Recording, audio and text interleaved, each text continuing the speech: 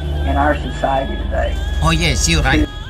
Exactly. Sunnah is beautiful. Pada mulanya Allah menciptakan langit dan bumi. Selanjutnya disebut di sana, roh Allah melayang-layang di atas permukaan air, lalu berfirmanlah Allah. Disebutkan roh Allah melayang-layang di atas permukaan air. Lalu disebutkan berfirmanlah Allah. Siapakah yang berfirman itu? Allah yang berfirman adalah Allah yang telah hadir melalui roh. Dan dari roh yang sama Allah berfirman.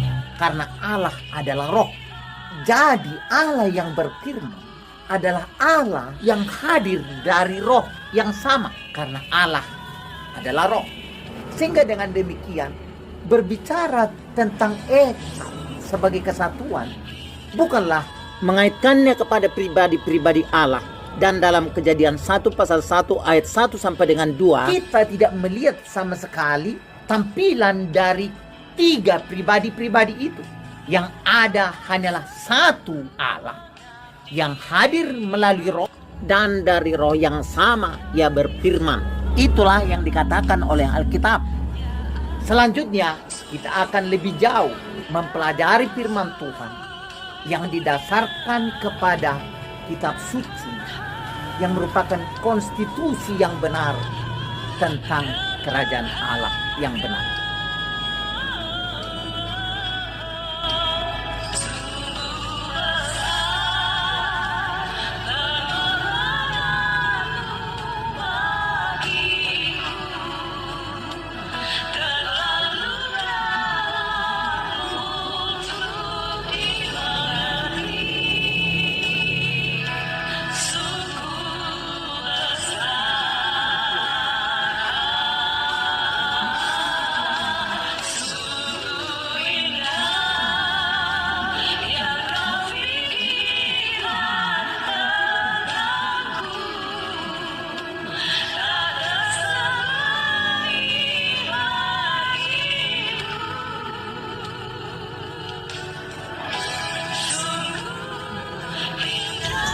Jika dua batang balok kita rentangkan sejajar pada ujungnya dan masing-masing kita dekatkan dari kiri ke kanan, walaupun sesungguhnya tidak ada sekat, tetapi tidak ada kemungkinan untuk keduanya menyatu.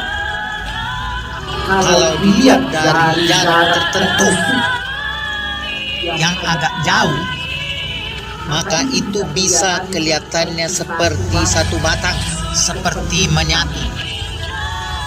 Nah, tetapi yang sesungguhnya, sejatinya ada dua balok yang disambungkan. Akan tetapi, kedua balok itu seperti menjadi satu balok adalah karena kita melihatnya dari jauh.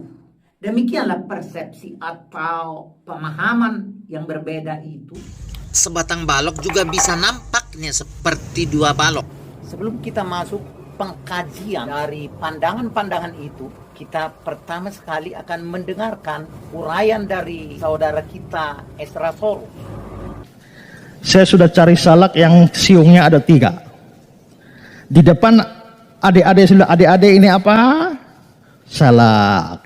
Saya kupas kulitnya, saya ambil siung yang pertama. Ini apa? Salak. Ambil kedua, ini apa? Salak. Yang ini salak. Ada salak, ada salak, ada salak. Berapa salak? Ada salak, ada salak, ada salak. 3. Kalau 3 sekarang ambil salak, ini ambil salak, ini ambil salak, ini ambil kulitnya, lem kembali. Berapa salak? 1. Tritunggal digambarkan seperti 3 siung salak di dalam satu salak, masing-masing siung pada posisi yang berbeda. Di mana senjang yang menyebabkan pandangan tentang Allah yang Esa murni Bedanya dengan Allah yang digambarkan oleh mereka sebagai Allah Tritunggal. Saya diminta untuk menyampaikan tema soal doktrin Allah Tritunggal. Kalau saudara mencari satu ayat saja yang mencoba menggambarkan doktrin Tritunggal secara utuh, kita tidak akan dapatkan. Itulah sebabnya mungkin berbeda dari khotbah-khotbah biasa yang diawali dengan pembacaan satu teks Alkitab, maka berbicara soal doktrin Allah Tritunggal, kita tidak mempunyai satu teks khusus untuk dibicarakan atau dibacakan, tapi itu bukan berarti tanpa ayat firman Tuhan. Gereja Kristen adalah gereja yang hidup dengan iman kepada Tritunggal. Jadi Yesus itu adalah anak Allah, bukan Allah anak. Jadi Tritunggal itu tidak benar. Saya bilang, ya mau Allah anak kah, anak Allah kah? Toh artinya sama saja, yaitu Allah. Oh tidak. Anak wali kota atau bukan? Bukan. Anak Allah atau bukan? Bukan. Allahu Akbar, Allahu Akbar. Giliran saya ngomong, saya tanya. Saya balik tanya.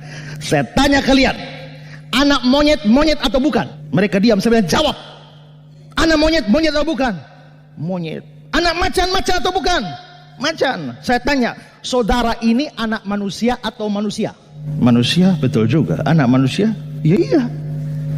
Berarti saudara itu anak manusia? Ya anak manusia itu ya manusia. Anak Allah, ya Allah. Saudara Ezra Sorum berkata, seperti 3 siung salak di dalam satu salak. Dokumen resmi yang paling awal yang menulis tentang Allah di dalam Alkitab adalah pada kitab Kejadian pasal 1 ayat 1 sampai dengan 2. Yang pertama, Roh Allah bergerak melayang-layang di atas permukaan air. Yang kedua, berfirmanlah Allah. Logika Pak Ezra Sorum yang menjelaskan tentang bahwa anak monyet pastilah monyet, dan dikaitkannya kepada hal kalau Yesus adalah anak Allah, maka Yesus adalah Allah, sesungguhnya sangat tidak bersambung. Mengapa? Karena monyet melahirkan monyet sesungguhnya didahului oleh tercapainya syarat biologis yang tercukupi, maka lahirlah monyet yang baru. Nah, dari kitab Kejadian sampai kitab Wahyu, kita tidak pernah melihat bahwa Allah melahirkan Allah baru. Allah melahirkan Allah baru sehingga muncullah 2 Allah. Ketika Yesus mengakui dirinya sebagai anak Allah dan dia juga mengakui dirinya sebagai anak manusia, sehingga yang benar adalah bahwa Allah mengambil rupa manusia dan memang sungguh-sungguh menjadi manusia dan merasakan penderitaan manusia, disebutlah dia anak Allah dan anak manusia. Sangat sederhana di dalam Yohanes pasal 1 ayat 1 dikatakan di sana bahwa firman itu adalah Allah, dan selanjutnya dikatakan dia datang kepada milik kepunyaannya. Dan selanjutnya pada ayat yang ke-14 dikatakan firman itu telah menjadi manusia. Dengan demikian bahwa sesungguhnya Yesus adalah Allah sendiri, yaitu Bapa yang disebut di dalam 1 Korintus 8 ayat 6, bahwa dia mengambil rupa manusia.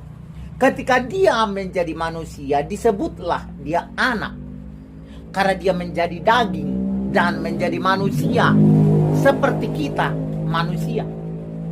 Tetapi Allah yang tidak tampak itu, Allah yang adalah roh itu, itulah Bapa. Sehingga dengan demikian Yesus menjadi disebut Allah, bukan karena dia anak Allah di dalam logika monyet. Yesus menjadi Allah karena dia anak Allah. Tidak selaras dengan logika yang mengatakan anak monyet adalah monyet.